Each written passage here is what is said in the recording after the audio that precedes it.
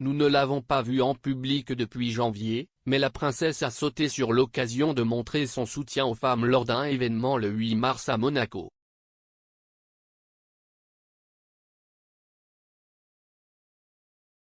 De nombreux membres de la famille royale ont participé au 8e d'une manière ou d'une autre, transmettant publiquement leur message de fraternité.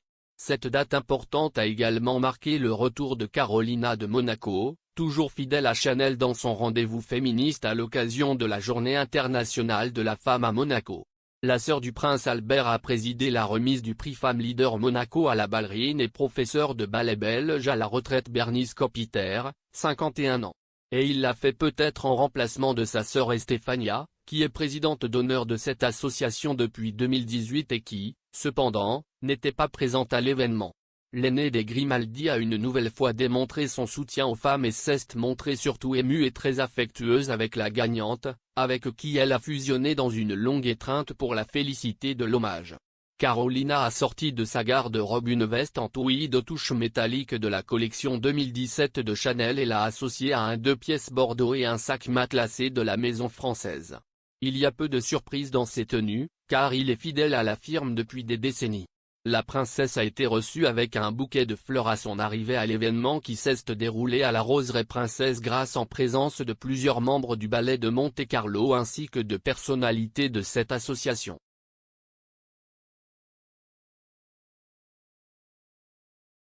Elle a été fondée en 2002 et vise à réduire les inégalités entre les hommes et les femmes. Nous visons une égalité concrète pour défendre la place des femmes dans tous les domaines de la vie publique, santé, éducation, environnement, droits des femmes et autres, ainsi qu'une profonde réforme des comportements.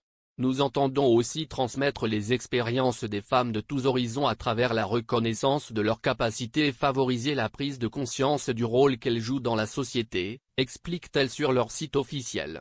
Carolina est très impliquée dans le rôle des femmes dans la principauté et il est courant de la voir lors d'événements où elles sont protagonistes, montrant ainsi son attachement au féminisme. Elle est présidente d'honneur d'une autre association importante à Monaco, l'Union des femmes monégasques, et a présidé l'année dernière une exposition qui visait à mettre en lumière les femmes actives dans le domaine du patrimoine, de la culture ou de l'art.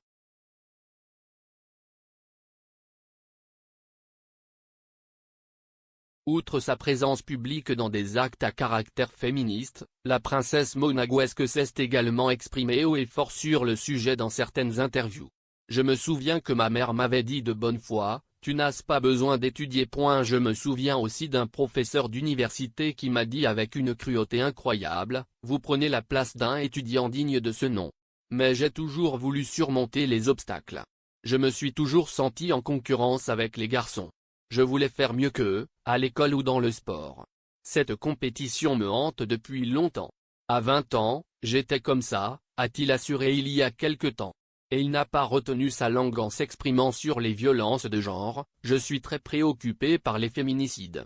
Et jusqu'à présent, nous ne pouvons pas dire que nous accordions beaucoup d'importance aux femmes battues.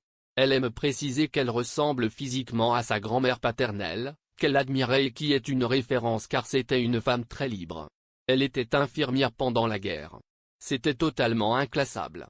Le retour de Carolina à la vie publique le 8 mars, après les actes de Santa Devota en janvier, et l'absence de nouvelles de Charlène de Monaco laisse penser que son activité de première dame suppléante cette 2022 connaîtra également un parcours important.